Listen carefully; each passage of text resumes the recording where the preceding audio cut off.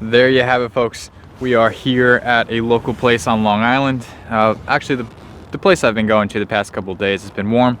This place is shallow, so hopefully it can produce some fish. Like I said, the weather's warmed up a ton. It's in the mid 40s, if not high 40s, and there's no ice on the water today, so hopefully we can catch some fish. We're gonna load the kayak into the water and head on out.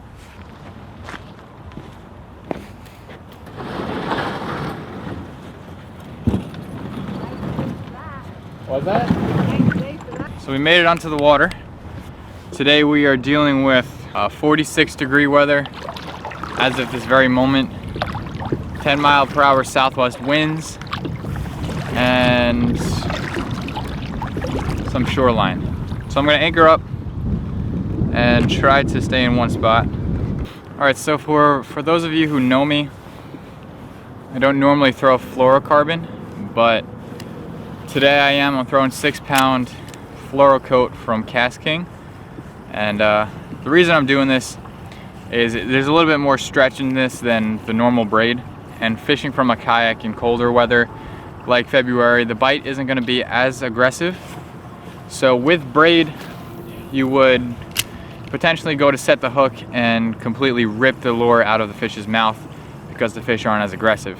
With fluorocarbon or Fluorocoat, casting it out, they're basically setting the hook themselves by attacking the bait and then pulling it, and the stretch in the Fluorocoat basically setting the hook. That way I just got to pull up and reel, and I don't have to rip the lure out of the fish's mouth.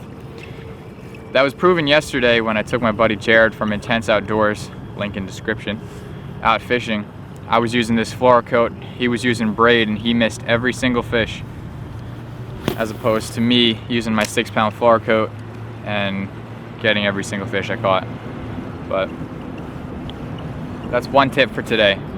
Next weird tip of the day is, most people will say this is crazy, but this is the bait I'm using right here. This is a Keitech 3.3-inch little fat swimmer in silver shad. And what I did here was, as you guys can tell, the hook is right here in the tail, and it's a 3/0 hook for a 3.3-inch Keitech swim bait. Normally you don't want to take the hook that far out, but since the fish aren't as aggressive right now, I decided to go with a bigger hook and I guess stun the tail a little bit to where it doesn't start wiggling over here and make a big huge paddle like that. It only has this little place to kick and makes a more tighter wiggle, a less aggressive wiggle, more like a slow dying fish in the cold. So that's what I'm dealing with today. I also did not bobber stop this 3/16 ounce tungsten bullet weight. One reason is so that I'm only fishing in a foot of water, so that I can give it a little stop and that'll go down, and then this will slowly come down with it, as opposed to bobber stopping it and having the whole thing come down and paddle real quick. So I wanted to play more of like a dead Carolina style rig when I pause it. So this will fall down and this will flutter down with it. But that's my setup. If this doesn't work, I might try bobber stopping it, see if that works, and we'll go from there. Really, train? Do you mind? I got to get my line in the water. The vibrations from the train are going to make the fish aggressive. Alright, that didn't work. Going a little bit more on the gear that I'm using. I have a Shimano Celis. I believe it's 6'8". Let me just make sure before I tell you. It's 6'8", medium fast action. It's one of my favorite cold water or finesse bait rods to use. I normally cast everything from worms to spinners to small 1/4 ounce lipless cranks on this, just because I love the action it produces. I won't throw big 1/2 ounce, 1/4 ounce spinner baits because those have beefier hooks, or big jigs. I won't use the beefier hook jigs when I'm throwing this. I won't use this for frogging, but basically anything between a worm and a 1/4 ounce small lipless crankbait, I'll use this rod. It's a good all around. I think it was only $50 when I purchased it. They sell them at Dick's Sporting Goods. You can get them anywhere, really. Anywhere Shimano is sold. one of their best style rods. And I'm also using a KastKing Mellow 1000, and I'm using this because it's more of like a finesse reel for like trout and all that, and the size of the spool matches up pretty close to the first guide, so its castability is very good when it comes to the 6-pound fluorocoat. So when you get a ferry stick like this, as they call it, a spinning rod, you want to match the spool size to the first guide as best as you can. That way when the line comes out, it doesn't travel real far and not give you a good castability. So match that up with this. The only downfall to this is the fact that my hands are ginormous. I'm 6'2", I got big hands, and whenever I spin it for the first time, like I don't drop it down like that when I take a cast.